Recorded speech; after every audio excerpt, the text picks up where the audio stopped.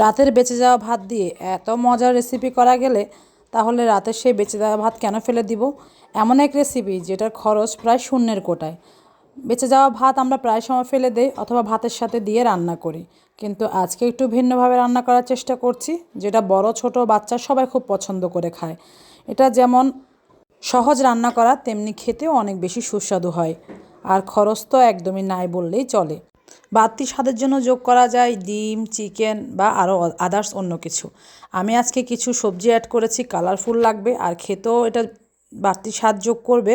সাথে তো পুষ্টিকর হবেই। গাজর, ফুলকপি, বাঁধাকপি দিয়েছি আমি, চাইলে এখানে বিনস, তারপর মটরশুঁটি অনেক কিছু অ্যাড করা যায়। ডিমের ঝুরা ভাজি করে নিয়েছিলাম, সেটাও অ্যাড করে দিয়েছি। সবজি ভাজা হওয়ার পরে সবজিগুলো ভালো করে আমি সিদ্ধ করে নিয়েছি তেলের মধ্যে। তেলটাও কম ইউজ করেছি, খুব বেশি তেল ইউজ করা যাবে না, তাহলে এটা আর উপকারিতা থাকবে না।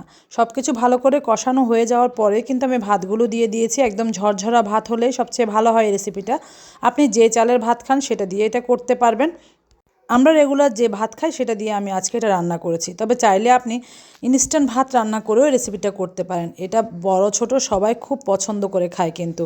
সকালের নাস্তায় আপনি এটা দিতে পারেন, দুপুরের খাবারের সাথেও দিতে পারেন। কারণ সকালের নাস্তা নিয়ে আমরা অনেক সময় টেনশন থাকি, কী নাস্তা বানাবো। তো রাতের বেঁচে যাওয়া ভাত দিয়ে যদি এভাবে রান্না করে দেওয়া যায়, আপনার চিন্তাও কমে যাবে, সেই সাথে সবাই মজা করে খাবেও। রেসিপি কেমন লেগেছে অবশ্যই জানাবেন।